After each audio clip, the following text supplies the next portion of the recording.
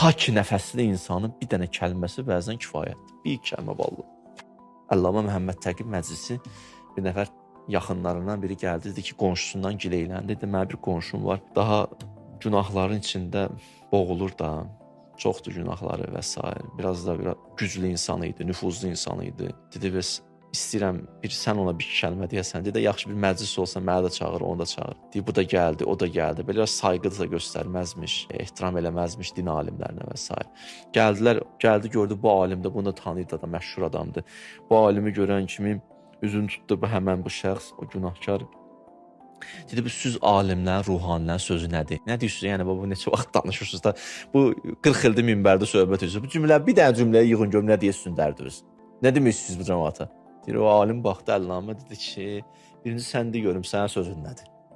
Ondan sonra mən deyərəm, mənim sözüm nədir? Sənin qaydaların nədir? Bir qaydalarından birini mənə de görüm.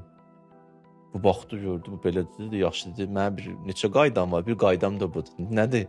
Mənim bir qaydam budur ki, kimlənsə ki, duz çörək kəssəm, duz çörək kəssiyim, insanın haqqını həmişə əda eləyərəm, tapdalamaram. Bunu deyən kimi alim qayıtdı ki, neçə yaşın var? Dedi, 60. Dedi ki, 60 ildə Allahın duz çörəyin yiyirsən. Heç bir dəfə düşünmürsən ki, onun haqqını əda eləyim. Tutuldu. Tutuldu. Ya söz yoxdur. Söz olsa burada nəfsin sözüdür, Allah sözüdür, fitrət sözüdür. Burada da söz yoxdur, sən Allah. Qutar. Gözləri doldu. Gözləri doldu, çıxdı məclisdən. Çıxdı məclisdən, məclis bitdi, sabahsı gün gəldi, o dostunu çağırdı. Dedi, o kimdir, o kişi ilə mənimlə görüşdür. Getdi onunla görüşdü. Dedim, mən yolundur tövbənin. Bu kişinin əlinə tövbə edin. Gözəm bir cümlə deyə belə, yəni çox eşitmişik də. O kişinin nəfəsinə bax. Titrətdi onu.